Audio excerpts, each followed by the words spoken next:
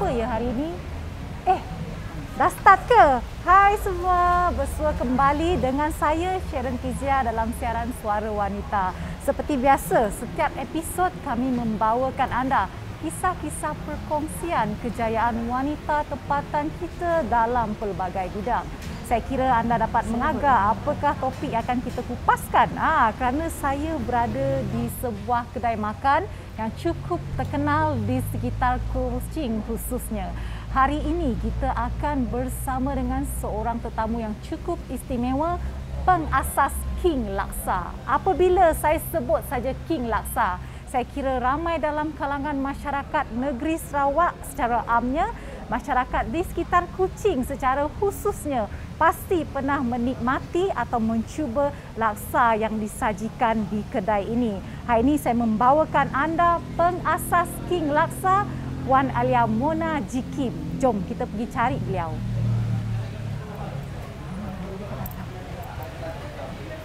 Inilah dia tetamu kita.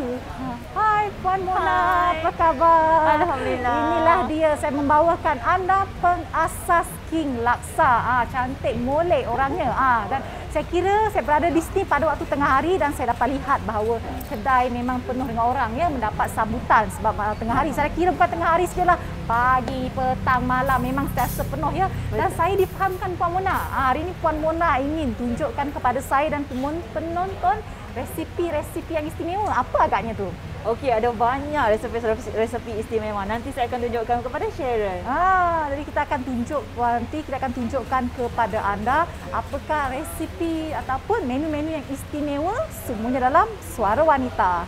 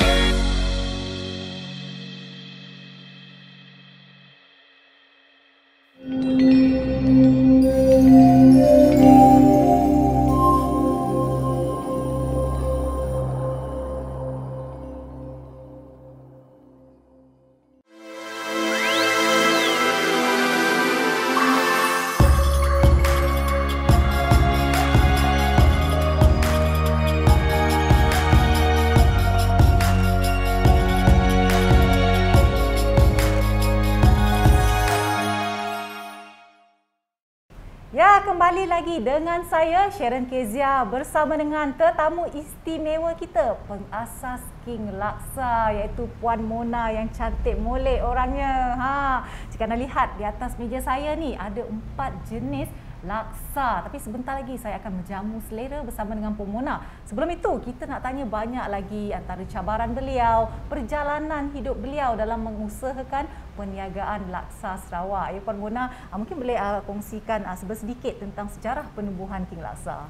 Okey Sharon, sebenarnya saya memulakan perniagaan King Laksa Sarawak ini pada tahun 2017 di mana tertubuhnya King Laksa Sarawak yang pertama iaitu di cawangan King Laksa Kota Semarahan. Okey, itu adalah cawangan pertama dan saya sebenarnya memulakan perniagaan ini dengan salah satu niat iaitu membantu suami saya sebenarnya. Okey, dan lepas itu alhamdulillah atas usaha dan juga berkat So ianya dikenali lebih ramai orang sehinggalah sekarang ini. Jadi syukurlah yang mendapat Ya, sambutan. syukur, Setakat alhamdulillah. ini ada berapa cawangan yang ada? Setakat ini kami ada 2 cawangan sahaja, iaitu di Icom Square yang baru sahaja dibuka pada tahun ditubuhkan pada tahun 2019. Tadi dalam jangka panjang, dalam perancangan jangka panjang, mungkin saya akan dengar anda membuka cawangan lain di luar Kuching contohnya? Ya, sebenarnya ada dalam kita punya wish list sebenarnya ada banyak perancangan, iaitu membuat beberapa lagi buah cawangan di beberapa daerah di negeri Sarawak dan juga beberapa buah negeri di Malaysia. Dan dalam rancangan, dalam wish list kita orang juga kita ada juga meletakkan salah satu negara di mana King Laksa Sarawak akan ditubuhkan juga, Sharon. Itu terbaik ya. Itu adalah kita punya perancangan untuk masa depan. Di perancangan tu memang perlu ada ya untuk kita mengembangkan lagi perniagaan kita. Tapi saya tak puas hati satulah Puan Mona. Kita ni dalam siaran Suara Wanita, tapi mengapa King Laksa? Kenapa title King Laksa sedangkan pengasasnya seorang wanita? Okey, itu ramai juga yang bertanya kenapa nama King Laksa ini dipilih sebagai Laksa Sarawak. Okey, sebenarnya begini, Sharon. Nama King ini dipilih sebenarnya adalah nama sempena sempena suami saya, iaitu anak lelaki pertama di dalam keluarga mereka. Jadi itu sebabnya saya memilih King. Jadi dia adalah anak lelaki. King, lelaki pertama adalah King. So sebab itu kami memilih King Laksa Sarawak. Lepas itu dia punya dengan pengalaman dia membuat Laksa Sarawak, jadi maka tertubuhlah King Laksa Sarawak. Dan juga King ini bagi kami adalah sebuah hero, satu perkataan hero. Okey, sebab itu saya memilih King juga. Jadi bila orang tengok orang sebut King saja, orang dah tahu tu King King Laksa Sarawak. Dikira dia macam King tu mewakili Laksa Sarawak lah, signature kepada Puan Mona dan suami lah. Tapi kalau kita lihatkan Puan Mona, terutamanya sekali dalam bidang keusahawanan, dalam bidang pengurusan restoran, di mana kita perlu ada ilmu, kita perlu ada kemahiran dalam menguruskan restoran itu. Dari mana Puan Mona mendapat ilmu, mendapat kemahiran dalam bidang keusahawanan dan pengurusan restoran? Okey, sebenarnya Sharon memang betul. Kalau kita tanpa ilmu, kita seolah-olah membuat perniagaan ini seolah melanggar dinding.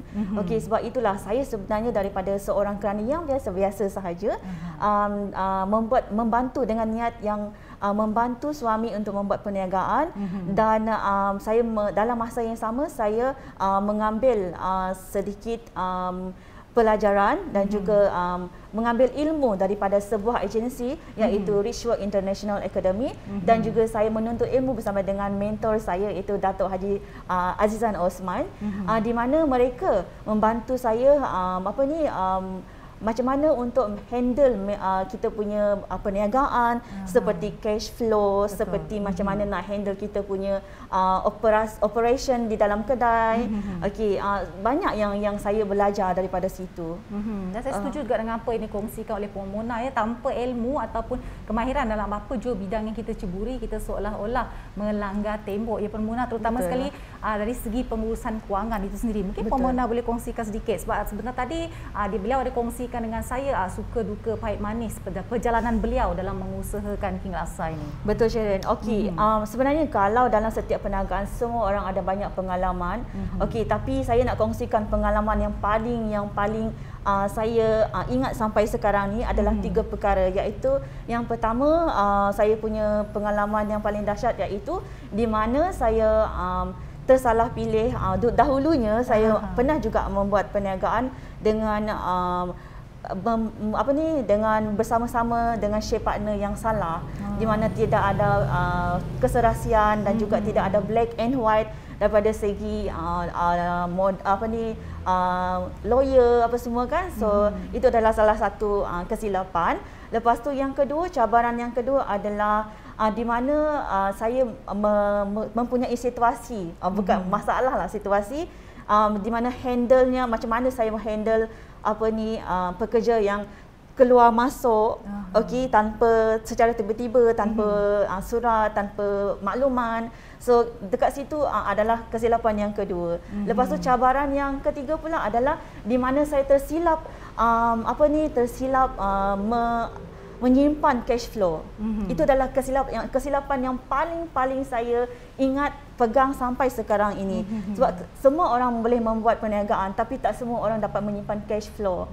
Itulah yang saya sangat itu adalah cabaran yang saya pegang sehingga sekarang. Yang membuatkan saya menjadi begini. Tapi kiranya cabaran yang dilalui oleh Puan Mona ketika dahulu membuat Puan Mona lebih celik dengan keadaan persekitaran, boleh membuatkan Puan Mona lebih tabah, dan kiranya dia memberi pengajaran kepada Puan Mona untuk lebih maju dalam melangkah dalam hidup dan tidak mematahkan semangat Puan Mona untuk terus maju. Tapi ya Puan Mona, saya ni dah tak sabar ni sebab hidung saya ni dah ada gangguan lah sebab dengan ada je laksa yang enak di atas meja ini. Jadi apakah istimewanya King Laksa ni Puan Mona? Okey, istimewanya King Laksa Sarawak. Semua orang sedia maklum kalau King Laksa Sarawak adalah dianya mempunyai pelbagai jenis King Laksa. Seperti di depan ini yang Sharon tengok adalah laksa udang besar, laksa sotong dan juga laksa ambal. Dan yang paling menariknya, kita juga ada menyediakan laksa si maut skip.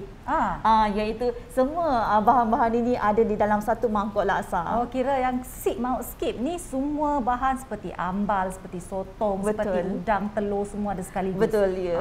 Itu yang menariknya bagi anda yang ingin merasai ataupun menikmati laksa mengikut cita rasa anda. Tapi di sini juga untuk memudahkan anda di rumah, sekiranya anda merindui untuk menikmati King Laksa di kedai Puan Mona, anda jangan risau kerana beliau ada menyediakan paste laksa ya Puan Mona. Mungkin boleh kongsikan sedikit secara ringkas cara penyajian paste laksa ni kepada penonton di rumah. Baiklah. Okey, dengan adanya paste King Laksa Sarawak, okey, anda yang berada dekat jauh daripada negeri sendiri tak ada masalah, dan juga kepada anda yang jauh, yang tinggal jauh, yang ingin merasai bagaimana cara laksa Sarawak. So cara penyediaan laksa Sarawak ini ada di belakang packaging ini dan sangat-sangat mudah untuk anda mengikutinya. Okey, iaitu dengan meletakkan sedikit merenehkan sedikit air, meletakkan santan dalam masa beberapa jam sahaja ataupun beberapa minit sahaja, dan dah tersedia bahan-bahannya. Itulah begitu mudah sebenarnya. Tak semestinya anda perlu ke kedai Puan Mona sekiranya anda kesuntukan masa ataupun masa tidak mengizinkan anda boleh saja mendapatkan paste King Laksa. Tapi apa yang menariknya di sini Puan Mona, saya pun tertanya-tanya sebab setiap pengusaha laksa ni mereka mempunyai signature yang tersendiri, rasa yang tersendiri. Walaupun namanya Laksa Sarawak, tapi setiap kedai itu menjamukan rasa yang berbeza. Apa yang menyebabkan King Laksa ini istimewa dari segi resepinya? Adakah resepinya turun-temurun ataupun diolah ataupun diinovasikan oleh Puan Mona sendiri? Ya, betul. Bagi King Laksa Sarawak, ianya adalah mempunyai salah satu adalah mempunyai resepi tersendiri, dan yang kedua, apa yang menyebabkan King Laksa ini lain daripada yang lain, iaitu kita mengekalkan kualiti. Okey, kalau laksa Sarawak disebut saja laksa Sarawak, semua orang memang tahu di Sarawak ada pelbagai laksa Sarawak kan. Jadi dekat sini dengan mengekalkan kualiti dan juga quality service, quality menu dan juga bahan-bahan kuah ni, jadi itu yang menyebabkan betapa sedapnya laksa Sarawak di King Laksa Sarawak. Jadi bila tersebut tentang resepi ni, keaslian resepi ni kan Puan Mona, adakah Puan Mona dan suami menyediakan resepi ini sendiri atau berkongsi resepi tersebut dengan pekerja? Ayalah mungkin Puan Mona rasa ini resepi keluarga kan, resepi rahsia, tak nak kongsikan ke bagaimana? Okey, laksa Sarawak ini dia ada dua perkara yang kita harus fahami, iaitu paste dan juga kuah. Okey, paste itu dimulakan dengan membuat paste itu dikilang. Okey, lepas itu apabila dah paste itu dah disediakan, dan kita juga membawa paste itu ke kedai untuk diolah sebagai kuah laksa. Okey, jadi kita kalau dikilang tu memang kami membuatnya secara secara terperinci lah, kami yang menyediakannya. Dan juga apabila sampainya di kedai dan kita mula membuatkannya sebagai satu kuah paste laksa yang tersedia. Jadi sambil-sambil saya mendengar coretan daripada Puan Mona, saya nak menjamu selera juga. Cara makan laksa, biasa kita perahkan limau. Kalau saya Sharon perah kalimau tu dekat sambal ni. Oh, kenapa? Paling Tips sedap. ke? Kenapa? Sebenarnya tips dia sebab supaya sambal ini lebih sedap lagi, terasa lagi. Letak kalimau di sambal itu dan juga kacau sedikit dan tuangkan ke dalam laksa. Itu adalah tips ya. Sebab saya pun baru tahu hari ni tipsnya. Perahkan limau ke dalam sambal untuk merasa lebih lah kan. Betul. Tapi kita belajar tips yang baru hari ni ya perempuan.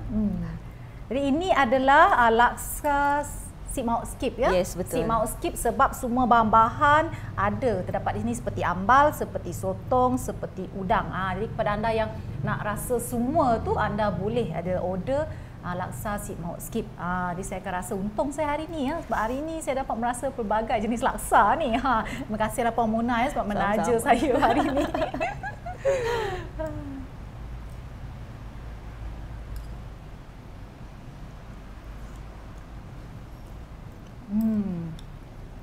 Sedap. Sangat sedap.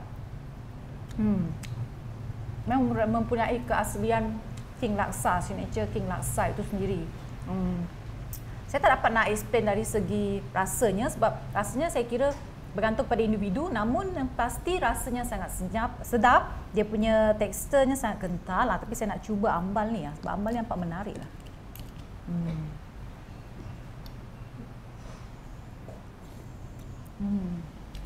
Amalnya juga segar.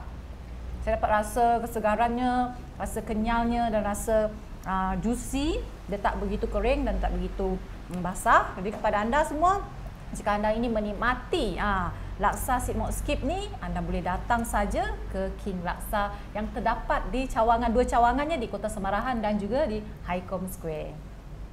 Jadi kepada anda, terus kekal setia dengan saya dan bersama Puan Mona, kerana selepas ni kita akan ke kedai Puan Mona untuk melihat cara peniadaan laksa beliau dan bagaimana beliau menguruskan kedai beliau. Semuanya dalam Suara Wanita.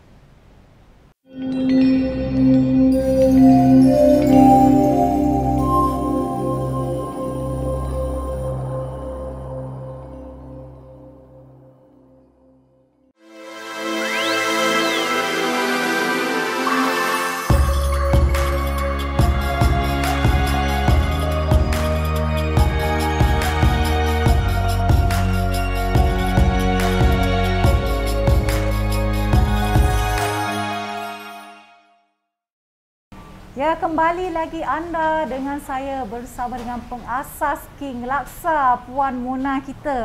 Apa yang istimewanya hari ini, Puan Mona sendiri akan menunjukkan cara penyediaan King Laksa itu sendiri. Tapi sebelum tu kan Puan Mona, saya kira ramai dalam penonton kita ingin berkenalan dengan Puan Mona. Mungkin boleh kongsikan sedikit tentang latar belakang Puan Mona kepada penonton. Okey, baiklah.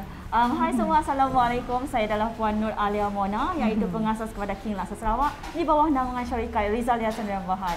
Okay, kami adalah, saya dahulunya dikenali sebagai seorang kerani yang biasa-biasa dan sekarang ni telah ada perniagaan sendiri. Okay, so Sharon, hari ini saya nak menunjukkan bagaimana cara-cara penyediaan laksa Sarawak di King Laksa Sarawak. Laksa ni dia ada special, dia punya bahan-bahannya. Dia boleh betul, tapi sebelum itu Sharon, kalau dalam pengendalian makanan kan kita kena buka dulu cincin kita apa semua, aspek keselamatan, kebersihan. Betul. Okey, so yang pertama kan kita kena celur dulu kita punya bihun dekat sini. Okey.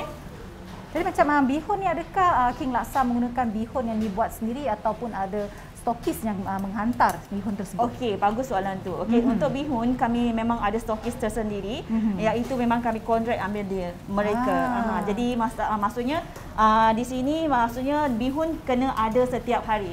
Tak boleh putus stok. Betul. Okey. So kita letakkan bihun. Ini adalah untuk laksa biasa. Okey. Bihun ni, tadi saya pernah perasan dalam menu di King Laksa ini, Puan Mona, terdapat banyak jenis-jenis pilihan laksa itu sendiri. Adakah kuah laksanya tetap sama ataupun berbeza? Okey, untuk kuah laksanya adalah sama. Okey, jadi untuk bahan-bahannya yang paling penting adalah berbeza, iaitu ada seperti telur goreng yang telah dipotong, lepas tu isi ayam yang telah dicari dan juga paling penting ini adalah dia punya bahan-bahan yang bahan-bahan yang asas dia yang ada di King Laksa Sarawak di dalam sebuah satu portion laksa. Betul. Dalam satu mangkuk laksa tu bahan asasnya adalah terdiri daripada udang, terdiri daripada telur dan juga tauge ya. Jadi buat orang yang tak berapa menggemari tauge itu, anda boleh skip lah bahagian tauge tersebut. Tapi selain daripada laksa yang disajikan di King Laksa, sebenarnya banyak lagi pilihan menu yang lain buat anda. Tapi selepas ni kita akan ketahui semua menunya dalam Suara Wanita. Makanan sitok, laksa sitok dengan laksa tempat lain, laksa sitoknya macam special sikit. Kayaknya si pekat gila, si cair gila macamnya, dia sedap-sedap. Jadi ya special laksa sitok. King Laksa tu nya pun kuah yang lagi nyaman, berlemak daripada kedai-kedai lain lah. Ya kami suka makan sitok lah. Ya, tadi kita telah melihat cara beliau menyediakan pelbagai menu. Selain daripada laksa, kita juga ada ayam bakar dan kita juga ada sotong penyet. Ya, Puan Mona, banyak sebenarnya. Hari ini saya cukup bertuah lah sebab saya disajikan dengan pelbagai jenis makanan yang terdapat di King Laksa. Jadi Puan Mona, kalau kita lihatkan bahawa perniagaan dalam minuman dan makanan, terutamanya laksa ini bukanlah satu yang luar biasa, tapi sudah kita lihat banyak perniagaan berasaskan makanan dan minuman yang telah dijalankan oleh penduduk-penduduk tempatan. Bagaimana Puan Mona mengekalkan perniagaan Puan Mona supaya sentiasa relevan dan dapat bersaing dengan peniaga-peniaga lain? Okey, itu adalah perkara yang asas yang paling penting pada sesebuah perniagaan, terutama sekali F&B ni. Macam pada saya lebih menekankan kepada, saya lebih fokuskan kepada kualiti makanan dan juga servis pelanggan, staf kepada pelanggan-pelanggan saya. Kerana apa? Sebab itu yang akan memberikan feedback customer kepada saya. Dan satu lagi, jika terdapat ada komplain, ada komen daripada pelanggan saya, dan saya akan mengambil feedback itu secara positif dan cuba untuk memperbaiki apa yang sangat lemah, lemah yang perlu diperbaiki daripada tim kami. Itulah dia semangat yang kita nak sebab apa yang seperti dikongsikan oleh Puan Mona seperti tadi, komen ataupun pendapat yang dilontarkan oleh pelanggan-pelanggan yang menikmati makanan di sini dianggapnya sebagai satu motivasi untuk sentiasa meningkatkan kualiti makanan, untuk sentiasa meningkatkan lagi rasa makanan tersebut. Jadi Puan Mona mungkin boleh kongsikan apa istimewanya tentang ayam bakar dan juga penyet, sotong penyet yang ada atas mata saya, depan mata saya ni. Okey, dekat King Laksa Sarawak, selain daripada kami menyediakan Laksa Sarawak menu utama kami, kami juga ada menyediakan makanan-makanan lain, contoh seperti ayam bakar dan juga sotong penyet. Okey, apa yang istimewanya Sharon? Ayam bakar ni diperbuat daripada dibakar menggunakan arang. Arang asli lah ni. Arang asli, bukan betul. Guna macam over tak. Kita membakarnya menggunakan arang. Sebab itu rasanya lebih asli, lebih manis lagi, lebih sedap lagi. Okey, manakala yang sotong penyet ni pula kita adunkan dia bersama dengan tepung yang khas, resepi daripada King Laksa Sarawak juga, dan kita membuatkannya lebih rangup dan lebih lembut daripada yang terdapat di kedai-kedai makanan yang lain. Betul, rasanya rangup dan dapat rasa perapan tu memang cukup sedap dirasai. Selain itu Puan Mona, tapi mungkin juga ada dalam kalangan penonton kita, mungkin terutama sekali wanita lah, berasa khawatir ataupun berasa takut untuk mencuburi diri dalam bidang perniagaan khususnya. Apakah antara pesanan Puan Mona kepada mereka, terutama sekali yang suri rumah? Okey, pesanan saya kepada semua wanita-wanita di luar sana, sekiranya anda ada bakat dan ingin memulakan perniagaan, anda bolehlah memulakan perniagaan daripada rumah dahulu. Tidak memerlukan modal yang banyak, tidak perlu membuka sebuah kedai yang besar. Anda boleh memulakan dengan daripada rumah dan menggunakan social media, laman social media yang sangat meluas sekarang ini. Begitulah. Jadi kita kena bertindak sebab sekarang ni zaman dah moden. Okey, kebanyakan wanita-wanita adalah banyak yang membuat perniagaan, bermacam-macam jenis perniagaan. Ada makanan, ada bantal, ada macam-macam lagi. Jadi pesanan saya buatlah sekarang, bertindak sekarang. Jangan bertindak lambat, nanti anda akan rugi. Itulah dia, sekali lagi ucapkan terima kasih kepada Puan Mona sebab sudi meluangkan masa bersama kami dalam siaran Suara Wanita, memberi inspirasi kepada wanita-wanita di luar sana. Jadi ingatlah kepada wanita di luar sana, jangan sesekali takut untuk mencuba, kerana kegagalan tidak menentukan masa depan anda. Anda harus terus berani melangkah dan sahut cabaran. Sehingga kita bertemu lagi dalam episod yang akan datang. Saya Sharon Kezia, hanya dalam siaran Suara Wanita, menginspirasikan duniamu. Bye-bye.